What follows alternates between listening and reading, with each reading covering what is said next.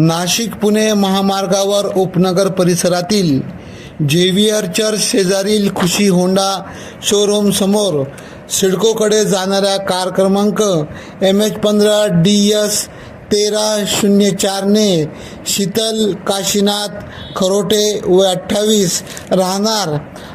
Avinash park row house Shrikrishnanagar Panchak jail road Nashik road या अविवाहित तरुणीला जोरदार धडक दिल्याने तिचा जागीच मृत्यू झाला, तर तरुणीच्या सोबत असलेले सनी रामपुरी व रवींद्रपुरी हे दोघे गंभीर जखमी झाले. जखमींना बिटको रुग्णालयात उपचारासाठी दाखल केले असून उपनगर पोलीस ठाण्यात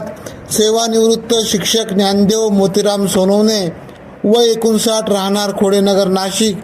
यांच्या विरुद्ध गुन्हा दाखल करण्यात आला असून मयत तरुणी शीतल काशीनाथ खरोटे ही अपघातात मयत झाल्यानंतर समजल्यावर परिसरात हळहळ व्यक्त करण्यात येत आहे. AKP न्यूजसाठी ब्युरो चीफ अनवर खान पठाण, नाशिक.